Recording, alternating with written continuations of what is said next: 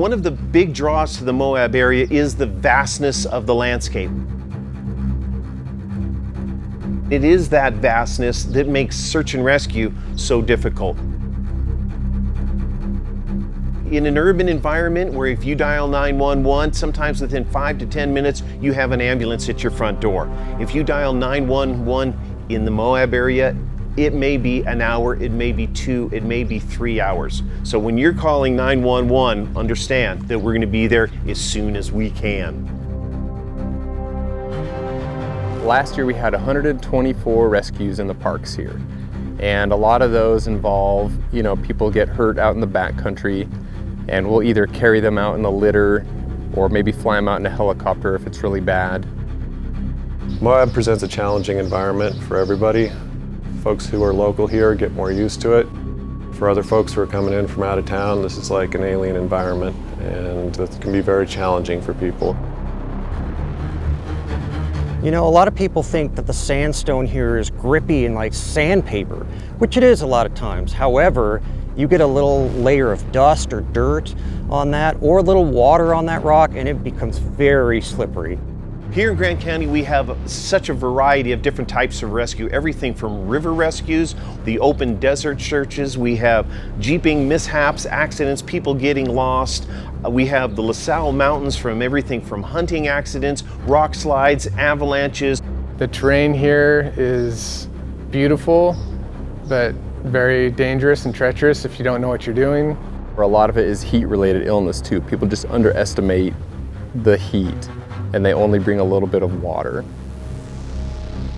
Moab is known for its adventure sports, and there's a lot of ways out here to get adrenaline rushes here in Moab, and if you're not careful, you'll end up meeting us.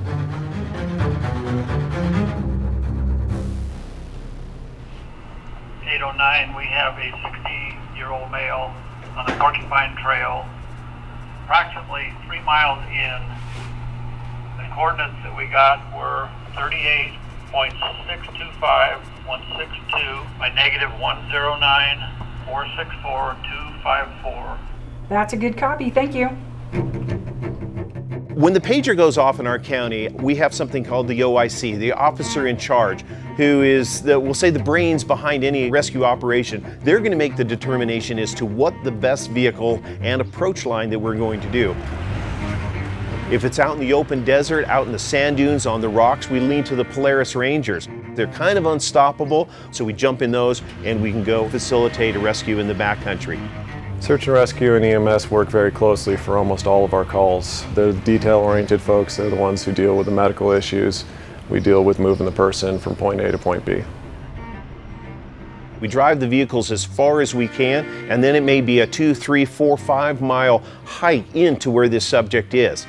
And at that point, we need to get them out. So we're using a wheeled litter, and we can load a patient into that and make it through the roughest of terrain, keeping that person moving towards a rescue vehicle, ambulance, or a waiting helicopter. We're able to land in fairly inhospitable areas where it's difficult to get ground vehicles, and we can land and usually access the patient fairly quickly.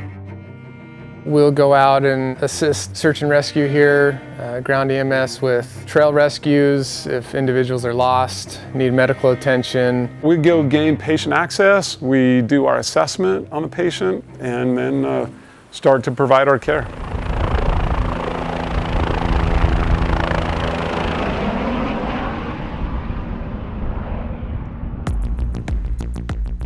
So if we've had a climbing accident and somebody is mid-face on a 500-foot cliff, in a perfect world, we always like to rescue from the top. We'll build a big anchor system. There's a lot of technical equipment involved. It requires ropes, carabiners, pulleys, prussics, a lot of different techniques. Then we'll drop down this metal litter, and a ranger will bring that down the cliff face, and we'll load the person into it, strap them in, and then we'll raise them out again in that litter. I think typically river rescue is simply being in the right spot at the right time, able to offer someone a helping hand. A very common rescue tool in river running is a device known as a throw bag. It's simply a small bag containing anywhere from 50 to 75 feet of rope. We use this as a way of extending our reach to somebody who might be traveling down the river, as a way to lend them a hand without actually being able to reach them with their hand. For emergency medical services, it's really a team effort. It takes a lot of team players. It takes the National Park Service, it takes Grand County Search and Rescue, Grand County EMS, Grand County Sheriff's Office, and also other counties like San Juan County is very active with us too. It's a team effort. We need all these players to come together to make this happen. There is no solo in the world of search and rescue. A team such as ours, this person may have an expertise when it comes to river rescue, and this person may be an expert when it comes to ropes. This person here may know every mountain bike trail in the area inside out and backwards and how they can all be linked together. This person may know the off-road environment, but collectively we have this wealth of knowledge, but no individual knows it all, and not one individual can do it all. And so we do really rely on a team effort. It's really not that complicated to stay safe in the parks.